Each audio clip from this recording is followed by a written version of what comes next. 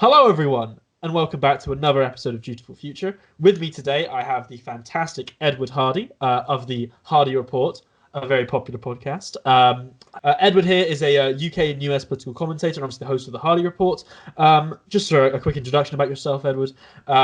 So give us the reason why, as soon as this podcast's done, only when it's done, people should tab out of this page and immediately start listening to the Hardy Report. Yes, people should definitely finish this podcast first and subscribe to yours beforehand. But then they should subscribe to Edward's. Good. And okay. then they should subscribe to the Hardy Report podcast. And right now, during the coronavirus outbreak, while we're all sat at home, there are 2 episodes each week going up. So interviewing political candidates out there, activists, officials, giving you information non-coronavirus related. We talk about every issue under the sun. So recently we talked about universal basic income on the most recent one with a New York congressional candidate, Jonathan Herzog, who was one of the original team members on Andrew Yang's podcast. We've got gun control advocates coming on the show to talk about that issue. So it's every issue you could possibly think about. And it really goes deep into those and allows us to have a proper conversation about them rather than just having a sort of the news approach where often you skim through the headlines. With the Hardy Report podcast, we really go into it and dive deep into that, giving you long form traditional interviews, but in a fun and interesting way. So make sure to check out the Hardy Report. It's on every major listening platform for podcasts. It's on Spotify, iTunes, and Anchor.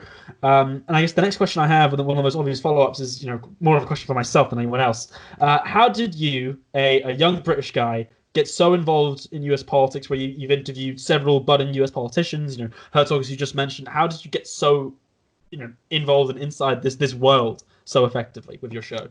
It was genuinely a complete accident, which was in 2015. Obviously, we were all watching the US election begin and start to unfold, and Trump and Clinton and that clash. And it was so fascinating an election to watch that I started live tweeting debates and commenting on the election as it was going along and discussing the various policies and politicians that were seeking office, both in the presidential election up and down the ballot. And I just picked up a following from there, which I'm immensely grateful for everyone who's followed along since then and been interested in what I've been talking about. But I picked up a following from there, and it just really took off. And then in 2019, at the start of 2019, I thought, well, I've been doing this commentary for a while. It'd be great to actually speak to some of the people I'm talking about or interacting with on Twitter. So I thought, I'll start this podcast. I get to have these fascinating conversations with people all over the world, not just American politicians, but British. We've had Australian politicians on. It's really fascinating opportunity. So it really started as a complete accident, but I'm incredibly grateful that it did, because it's been a fascinating ride, and I've learned so much along the way. So I guess as part of the natural introduction to yourself, Edward, you're very used to being the interviewer, and today you're going to be the interviewee, I guess. So very weird experience. Where do you describe your politics? It's really interesting one, because I think, as with most people, it fluctuates depending on the issue and the topic that's being discussed. But I like to see myself as someone who is probably politically, I would end up being defined. Certainly in America, I'd be defined on the left. In Britain, I'd probably be described on the centre left based on what I talk about. But I like to, more interestingly than just focus on the specific policies that I agree with, I actually find it really interesting to engage and look at those that maybe I'm not so big a fan of, and go into those conversations and look at them, speak to those politicians, because I think that a lot of the time we find ourselves in those bubbles where we sit on a political spot that we feel quite comfortable with. And I think that's quite a dangerous problem in politics now, that too often we're unwilling to engage with the other side and what they're talking about. And it can sometimes be enlightening and certainly just interesting to know where everyone else stands and why they stand in that position. So that's something you put a lot of effort into in your show and in your general political discourse, is trying to make sure that you have a wide range of opinions at least being represented and discussed. Exactly. So we've had people like Tim Miller, who was Jeb Bush's former press secretary back in 2016 on the show, recently had Anthony Scaramucci on the show. We've had people like Joe Sestak, who was the highest ranking military official ever elected to Congress, to Marianne Williamson. We've had people who are Bernie supporters and people who are Clinton supporters. So we've got Republicans, Democrats, left, right, everyone in between. And I really try to accommodate those views because I think that's what people want to hear. They don't want to just hear me and someone just constantly agreeing the whole time completely. I think sometimes people like a bit of back and forth on topics. So I really try to give those views. And if people disagree with me, I welcome them to come and have those conversations, as long as it's in a civil and polite manner, not the sort of tweets that I sometimes get that are quite abusive. But I'm always welcome to have those conversations. So before we transition now into the Democratic primary, did you say you had Marianne Williamson on? I did have Marianne Williamson on. She is a fascinating politician to talk to. I'm a big fan of Marianne Williamson. I think when she dropped out, I think I tweeted something along the lines of, "Oh, it's such a shame she couldn't harness the power of love hard enough. She couldn't align her chakras. Mercury was in retrograde. It wasn't meant to be." I tweeted out before the interview asking people for questions, and the number of people who wanted me to ask her whether the crystals were aligned appropriately was just it's so funny. I love Marianne Williamson. Yeah, she was genuinely provided some really interesting and different approaches, and I think that really livened up the primary. It was such a shame she didn't get in more debates. It really was. It was a real shame. She only made about 3, and then they obviously made the restrictions impossible for her to get him. But yeah, fascinating character. So apart from Marianne Williamson, because obviously she was all our favorites, who out of the Democratic field, which is one of the largest primaries ever had in American political history, who and in the beginning was your favorite? Who did you want to see going through the line? Now, I am going to say something mildly controversial to begin with, because I'm aware of who you're a big fan of. So you're not necessarily going to like my first point, but please bear with me. My Bernie Sanders jumper for everyone. Initially, I was quite optimistic about the promise that Pete Buttigieg put in from the very beginning. And I'm seeing your eyes, but bear with me.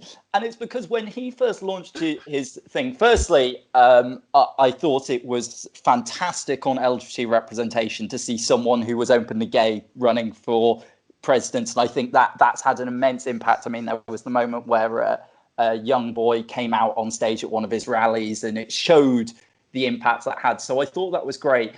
And when he initially launched onto the stage, there was this potential belief that he would be this new progressive idea in the model of Barack Obama. And I think a lot of people were disappointed that's not how that turned out. And certainly when he started doing things like holding closed door fundraisers where reporters couldn't go in, and he took not just a centrist approach, but probably on the, what obviously not the right wing of politics, but the right wing of the Democratic Party, it certainly was disappointing for a lot of people in that side of things. I think the politician that it was most disappointing and that I would have really liked to see go a lot further was Elizabeth Warren.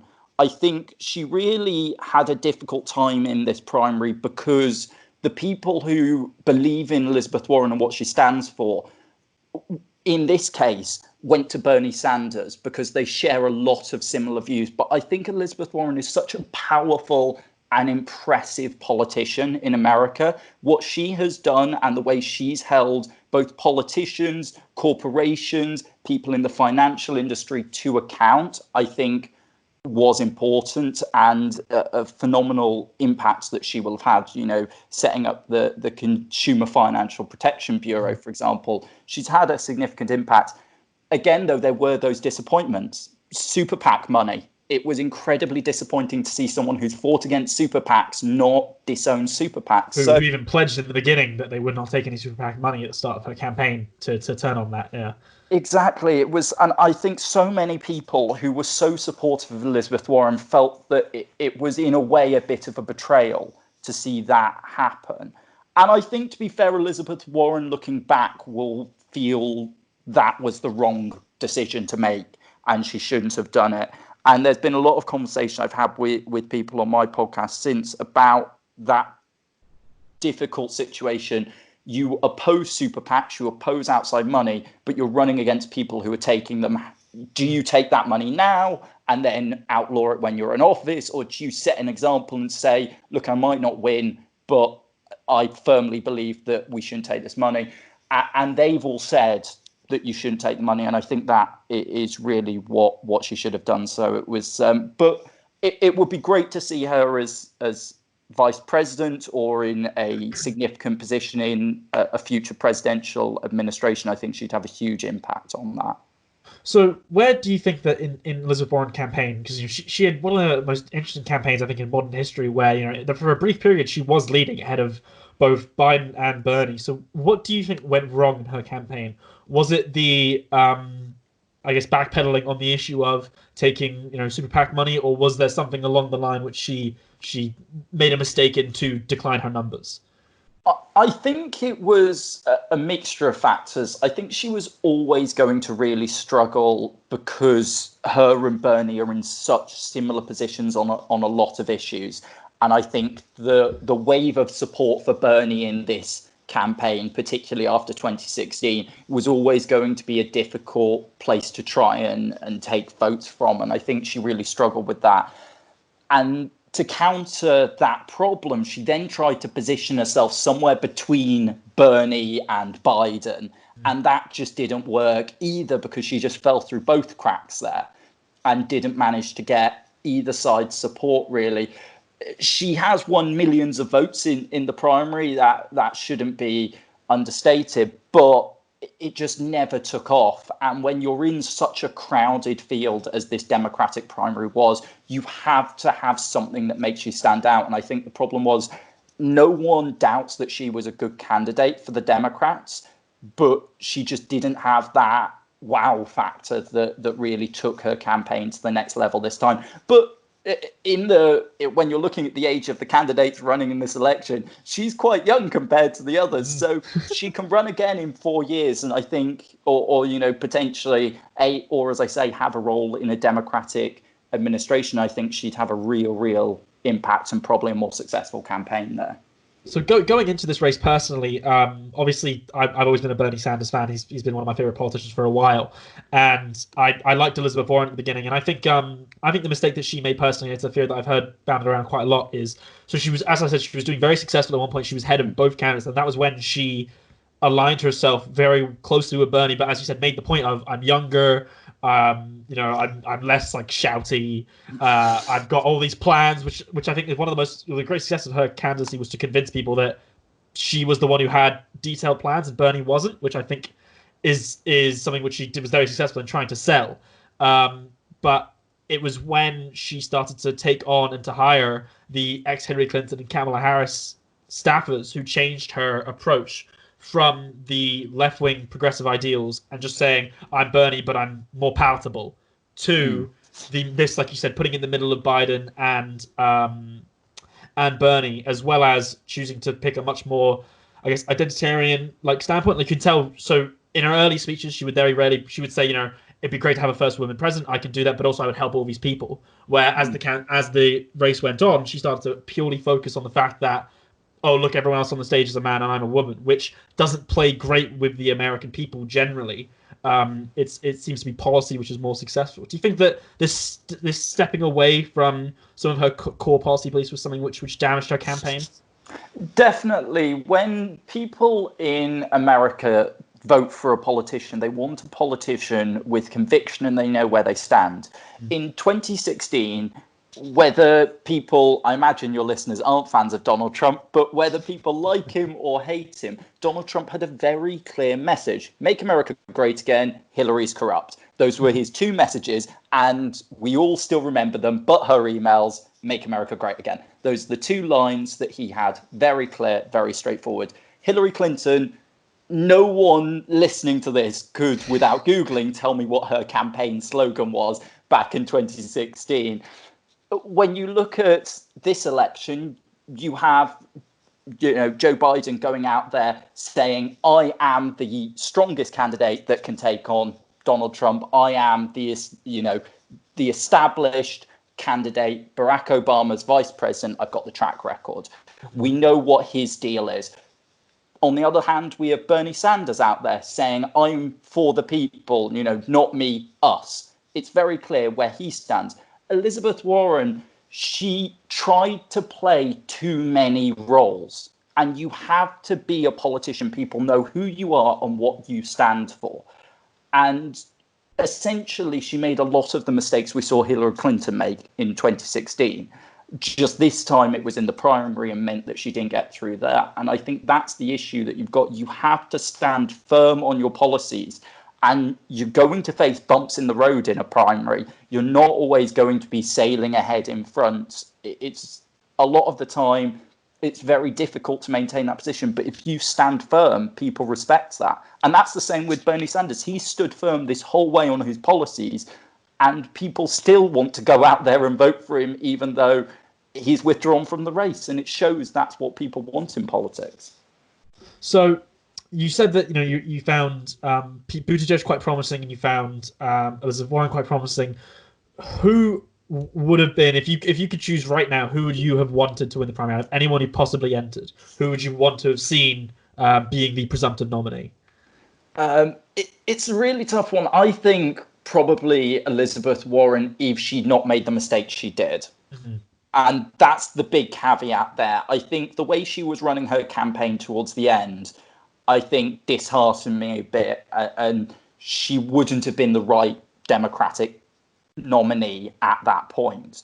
What she presented herself from the beginning of the campaign, I think, would have been a fantastic nominee, and she would have been incredibly strong. And it's clear that Donald Trump is concerned about Elizabeth Warren. He something about her gets under his skin very easily and very quickly.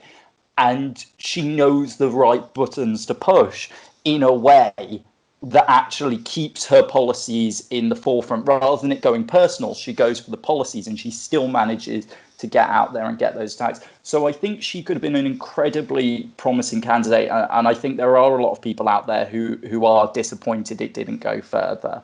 But at the end of the day, we are where we are now. And it's more about the nominee that the Democrats have getting Joe Biden, who it's going to be now, to accept the policies that these candidates we all wanted to see get to the end, to adopt those policies.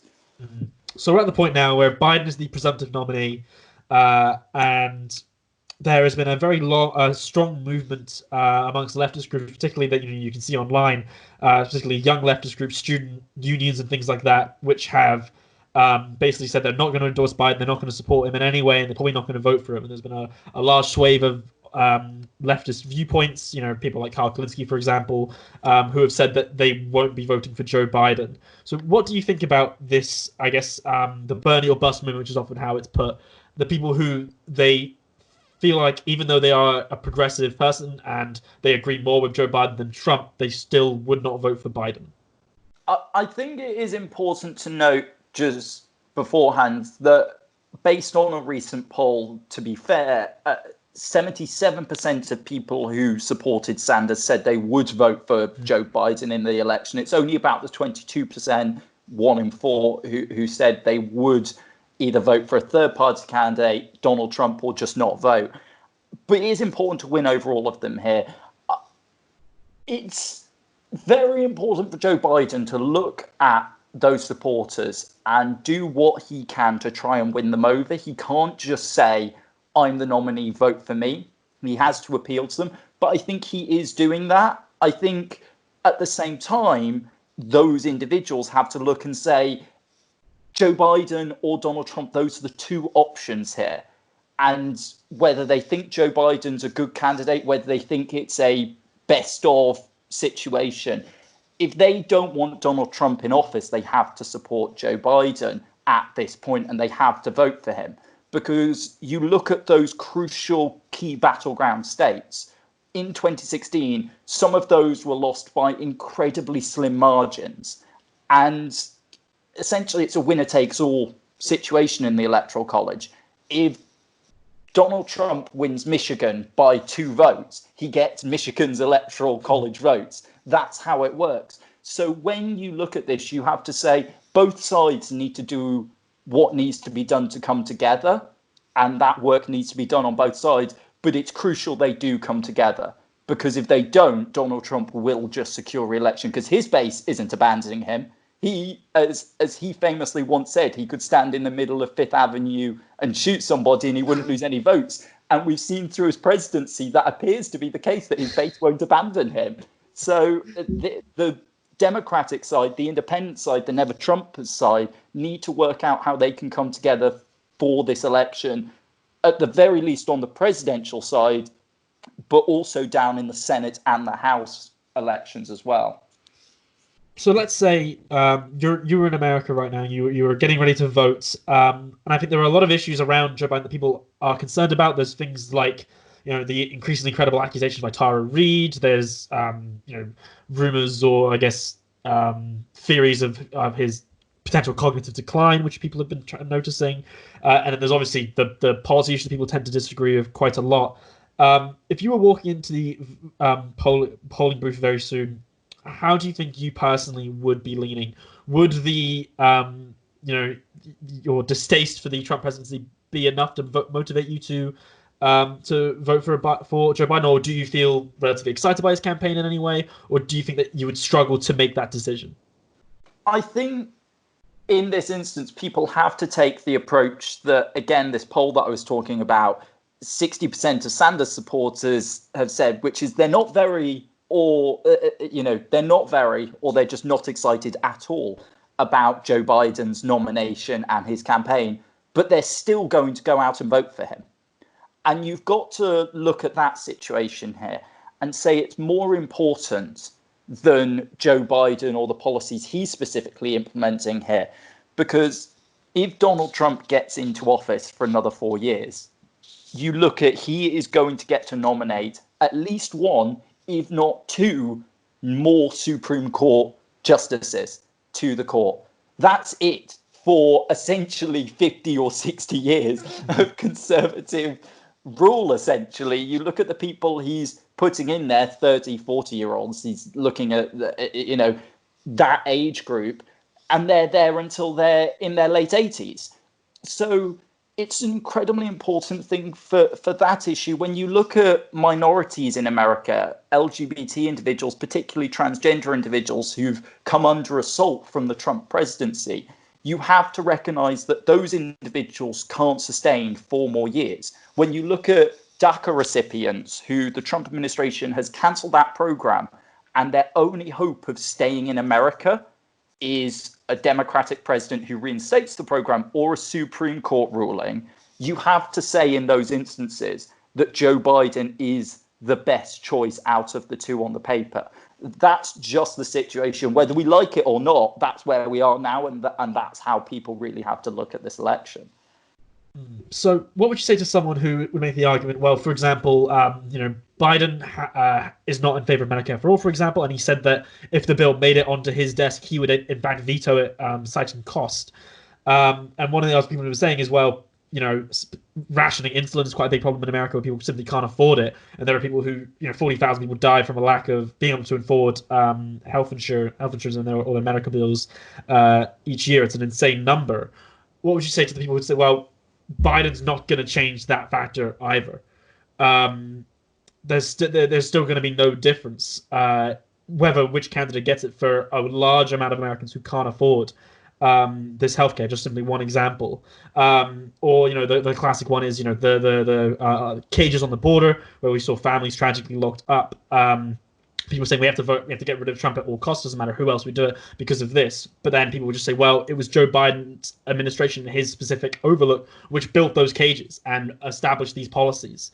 So do you think that it is as black and white and as clear cut across the majority of issues, where it is Biden is definitely better across everything, or is there more of a grey area of debate potentially to be had, which could complicate the matter of someone trying to convince themselves to vote for Biden?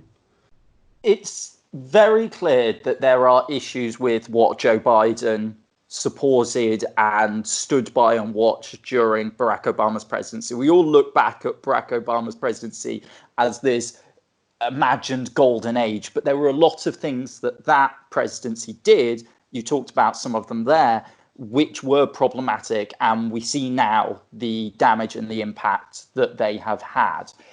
You know, Barack Obama was deporting immigrants at a shockingly large rate in a similar manner to the way that the Trump administration has done. So there are those concerns there. Medicare for all, I'm British, you're British, we have the NHS, we understand how logical it may be. You know, it is incredibly logical to have a health service that people can access when they need health service.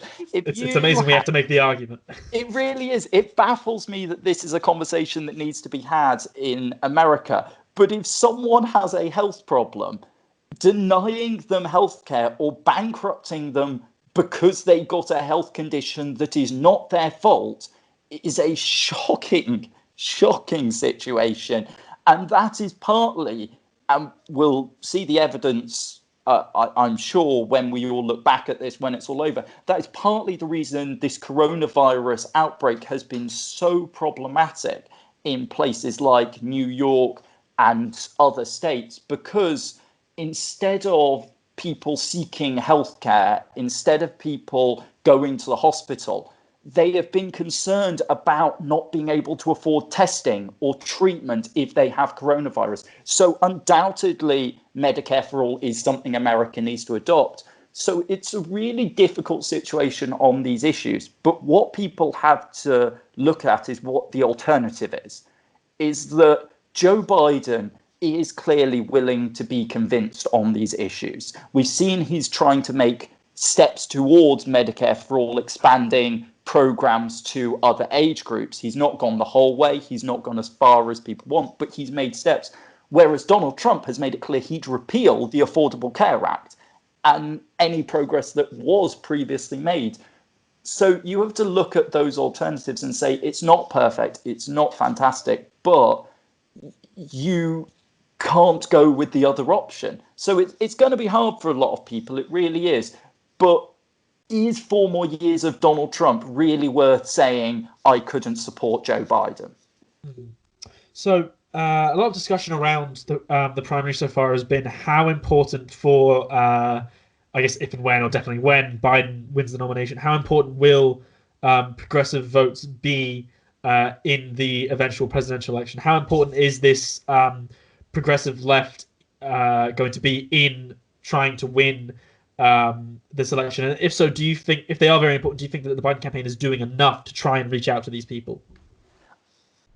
To be honest, I don't think anyone has really, in the past 4 years, done enough to reach out to these individuals. Since 2016, we have seen that what Bernie Sanders and those behind his movement, Bernie Sanders was the figurehead, but there are a lot of individuals up and down that movement who have been hugely responsible for building this progressive movement, both in the policies that they've pushed and the ground game out there. And we've seen people like Alexandria Ocasio-Cortez come up there. We've seen groups like Brand New Congress come up with progressive individuals being supported. And in New York and states across America, we're seeing these progressive candidates running for office. So there's a huge movement there, and they need to tap into that and do not take it for granted. It's all well and good telling people on the progressive wing of the Democratic Party that they should support Joe Biden at the ballot box in November, and they should do that. But at the same time, Joe Biden has to reach out to those progressives, and I think he is doing stuff to reach out to them. He is making steps. It's not enough. Then more needs to be done. He could start, for example, by bringing in policy people who worked for Bernie Sanders and getting them to lead on key issues like healthcare, like climate change. But it is a hugely important movement. People like the progressive movement will decide this election and elections going forward, and we saw that in the 2018 midterms. So one way that people often tout was a good way to reach out, I guess, to certain groups is through your vice president choice or your running mate choice. Obviously, Biden has pledged to choosing it to be a woman. And there's been a lot of discussion saying, amongst mainstream media types, that the easiest way to reach out to these left wing voices is, it's going to be Elizabeth Warren. However, she has sort of cut a lot of ties and built up a lot of bad faith amongst the progressive movement, obviously, by at least in perceptions, having betrayed Bernie Sanders to some extent, backing off from her progressive values in a large, I'd say, to an extent, particularly on things like taking PAC money. Who do you see as both either, I guess, the smart choice for Biden to pick, and then also the most realistic one he will choose? Because personally, I don't see him reaching out to the left through his vice president choice, and I think he will more likely lean towards his own area. However, where do you see this going? The person that he most likely will pick, we'll start there because it's the easiest point, is Senator Kamala Harris by the looks of it. Everything leans towards that being his choice. He's talked about having someone who's younger than him by a fair margin. He's talked about diversity. He's talked about someone being a woman. And he's also done a lot of work with Kamala Harris recently, her supporting his campaign. And there was clear backroom conversations going on about the level of support that she would get. So that is the individual that I think he's leaning towards. If it's not Kamala Harris, it looks like the other alternative would be former Georgia governor candidate Stacey Abrams, who, for similar reasons, has been involved with the campaign and fits the bill that he's laid out for who he really wants for that role. Who he should pick is a lot harder choice, really, because there are a lot of fantastic Democratic candidates out there that could take that role. I think instead of looking at who specifically it should be, I think it's important to address those criteria. And I think when it comes to age, it has to be someone who's younger. It 100% has to be. And it has to be someone on the progressive wing of the party. It cannot be someone who just shares his ideological view. It should be someone who is, they don't have to be miles away from his positions, but they have to be someone who's going to challenge him and say, you believe in this, but what if we go a step further? What if we go to this position? I believe in this. What if we meet in the middle? And that is a really crucial thing. People suggesting, obviously, the age barrier prevents it, but someone like Alexandria Ocasio-Cortez, that sort of individual, unfortunately, she's, I believe, too young to be vice president, but someone of that nature would be a fantastic pick and would really unite the party because it would show that he is serious about reaching out to progressives. Someone who, as I say, will say, I know you don't believe in Medicare for all, but what if we make these steps or these changes? And I think that's really the crucial element because that could, the VP factor, a lot of Bernie supporters, a lot of people on the progressive wing of the party have said that's really what's going to sway them. If he gets that right, he could win this election. So how do you see 2020 playing out? I think because there's been a lot of discussions on this being a very contentious and quite a difficult race to try and call right now. Trump and Biden share a lot of the same issues in terms of sexual assault allegations and in terms of saying stupid things, I'm assuming for different reasons. And I think one of the most damning statistics that I've picked up on is that for the last, I think, 4 or 5 presidential elections, the candidate who's won is the one who's had the highest levels of enthusiasm amongst their voters, so the strongest amount of, basically the strongest base won. And that was where Hillary Clinton was dramatically lower than Donald Trump. Biden's is even lower than Hillary Clinton's. Do you see this being, a wash for Biden, as some people are suggesting, or do you see real contention in this eventual race? It would be naive for anyone to look at 2020 and say that it's a certain for their candidate. This is going to be a dogfight to the end, really. And it's going to be a tough election for both sides. You've talked about some of the issues that have been leveled against both individuals, and there's the issues about policies they've supported in the past and advocated for that are concerning for a lot of people. So there are those issues out there that are going to be thrown at both candidates and used as attacks. And that's going to be something that continues right up until and probably after Election Day. Joe Biden seems to be doing something that is an incredibly smart move. And if this is what his campaign are doing, as it looks like, then it could really show that he's taking those steps to solidify the base, which is a lot of people have criticized him for not being as vocal at the moment during the coronavirus outbreak, sitting on the sidelines, not doing a lot of the directly attacking Trump or rebutting what Trump says. I think the slogan was Biden hiding or something like that. Exactly. But there's a really interesting article that was recently published, which talks about Joe Biden's not hiding, he's lurking. And what it is that... Oh, that's some tough language. Interesting choice of headline. But the general premise of the article is that one of his approaches is that he's, instead of going directly after Trump, what he's doing is he's focusing on letting Trump just essentially bury himself with complete gaffes, fumbling the entire handling of this, making mistake after mistake. And then while he's doing that, he's going to sit on the sidelines, build his base up, build his coalition, work on the issues that he needs to put out there to win people over.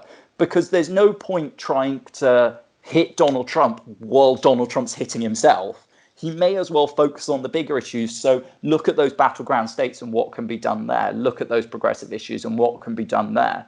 And if that is what he's doing, he's not just, we're not just putting that on him because we think that would be a fantastic approach for him to be taking. And I think that could be a really strong way for him to win this election, because there's no point trying to repeat Hillary Clinton's 2016 campaign. It didn't work. It won't work this time. She tried to get into a slagging match with Donald Trump and get down in the mud with him, and it just failed miserably.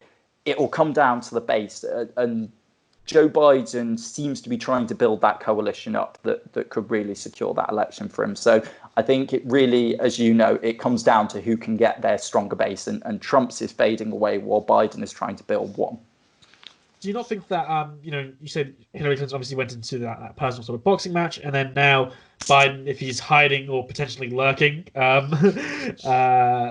do you think the real issue or the best way to try and combat Trump would be on policy? So, a lot of Hillary Clinton's jibes against Trump were, they're trying to be funny. There were going to be personal ones where, Trump is obviously going to be better at that because, there's the one thing about Trump, horrible person, terrible policies. He's kind of funny, where Hillary Clinton is not the most humorous person on the planet. Whereas perhaps a better idea could be you go for his policies. You say, well, look at all this horrible stuff you've done, look at how bad he's handled coronavirus, things like that, rather than letting him say stupid things like, drinking whatever it was, like detergent or something like that, which Trump does every day, and he's managed to get past it so far. Would you not think that a better strategy would be a focus on just pure policy, just ignoring everything else apart from saying, nope, I'm doing this, look what I'm doing better than him, this sucks? That seems to be what Joe Biden's doing. And he's realized that he can have his surrogates go out there. And this is the approach he should take. Get his surrogates to go out there and have that mud-flinging match with Donald Trump on did you drink bleach and all of that sort of stupid comments, or you told people to do this, or the testing hasn't been done, etc. And have Joe Biden out there saying, this is what I would have done in this situation. So when Donald Trump started his press briefings, Joe Biden said, I'm going to start doing counter ones, talking about what I would be doing at this moment, how I would be handling it instead, and dealing with the most recent situation. And that is how Joe Biden can really win people over, because we're seeing that when it comes to if you take the handling of the coronavirus outbreak, the way Trump has handled it, the public say this is poor, this isn't working, we don't support this. Whereas at the same time, people looking at Joe Biden saying, we don't actually know what he would do. And so Joe Biden can really capitalize on the moment by showing people what he would do. We've talked about Medicare for All, for example, earlier. If he turned around and said, I'm going to ensure that in talking about those steps he could make towards it, obviously he could say, I'm going to give Medicare for all. But assuming he doesn't do that, he could say, if there is another pandemic like this, instantly, anyone who needs testing or treatment for it will get that completely free. And he could say that. And that would be a fantastic approach, for example, on policy, and it would be a winning policy. So he has to look at those areas, because there's a lot that can be done when it comes to, for example, another issue you talked about, the migrant detention camps. He could say, the moment I become president, those will be gone, out, non-existent. And that, again, winning policy. So those are things that he could do as the top of the ticket, and then get someone as a pit bull, as his surrogate, to go out there and do the slanging match with Donald Trump. Tulsi. Well, Tulsi would be someone who I'm sure would absolutely love going out there and having that fight. And you know, she could go out there, assuming that Google don't do anything to prevent her showing up in search results. If no one's Googled it, people should genuinely Google this lawsuit. It was a really interesting lawsuit she launched. But yes, honestly, he needs someone like that to go and have that fight with Donald Trump. You can't not do it. But Joe Biden should be focusing on the policies.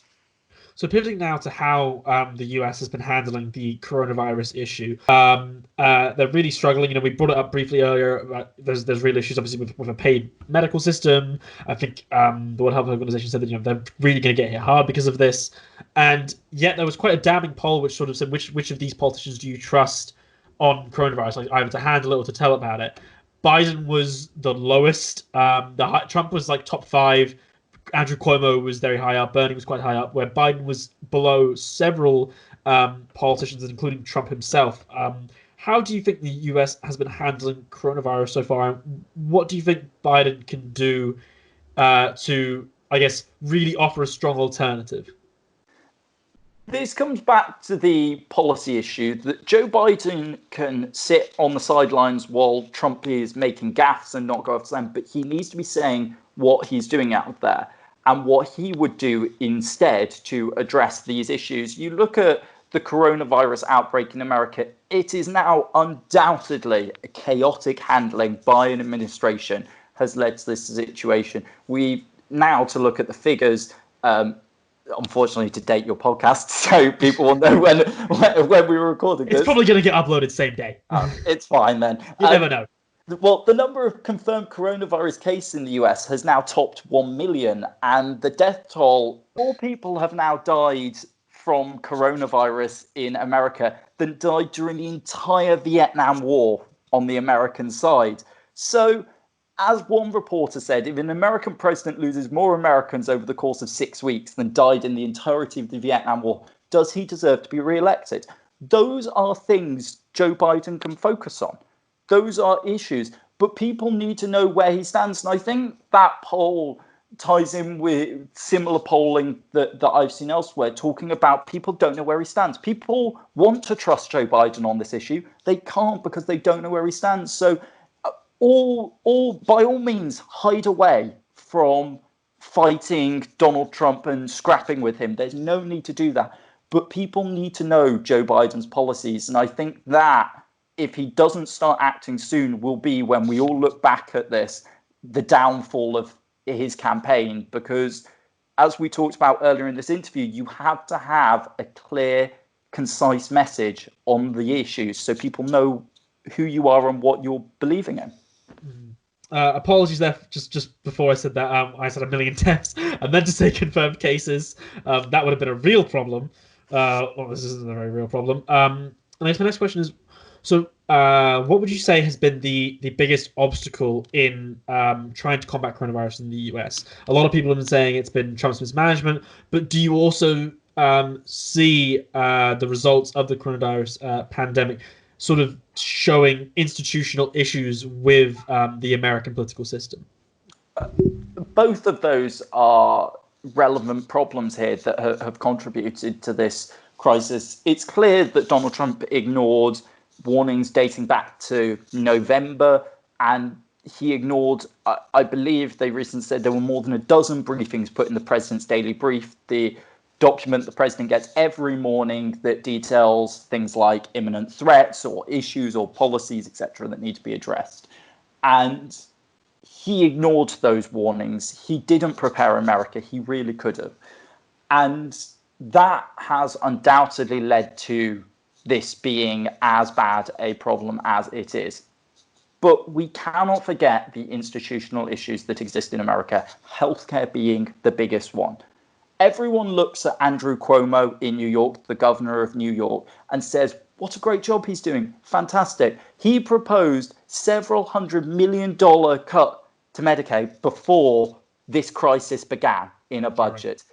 That is an issue that really does exacerbate these medical problems in America. America is not able to deal with global pandemics in the way Britain might, or other countries like Sweden might, for example, because it doesn't have the healthcare service that it needs. And if people are afraid of going to get a test because it costs thousands and thousands of dollars, the treatment would then bankrupt them if they do have it. They're going to sit at home or just go about their business or go to work, and they're going to spread the virus, and it's going to be a worse and worse situation. So you have to address both things. You have to have someone at the top who's competent and knows how to handle it, but you also have to address these bigger issues. And I know we keep banging on about it, but healthcare is a huge problem that really does lead to so many more issues in America. A nuanced and very interesting answer there, Edward. Thank you so much for coming on. Thank you for having me. I really enjoyed it. This has been fantastic. Before we officially transition to the outro, I have my final question here. My favorite Trump tweet is the one in response to Kanye West, where he said, "Thanks, Kanye, very cool." What's your favorite Trump tweet? This one is one, and I've got it up, so I don't just know it completely from memory. Oh, but if it's from memory, though. Well, I know the tweet from memory. The date I've got just for reference, so people. I'll edit out where you said you have it open. That's totally fine. People can go back and find this on the 4th of June, 2014. Are you allowed to impeach a president for gross incompetence? And that is a complete classic Trump tweet. Really, it just is. Really sums up everything about him and his presidency. The beautiful chaos of the world, you know, almost makes the 4 years worth it. Just for the tweets. I mean, just for the perfect irony. His presidential library is just going to be a sort of gallery of tweets. I think that would be the fitting summary of his presidency. Truly beauty and chaos.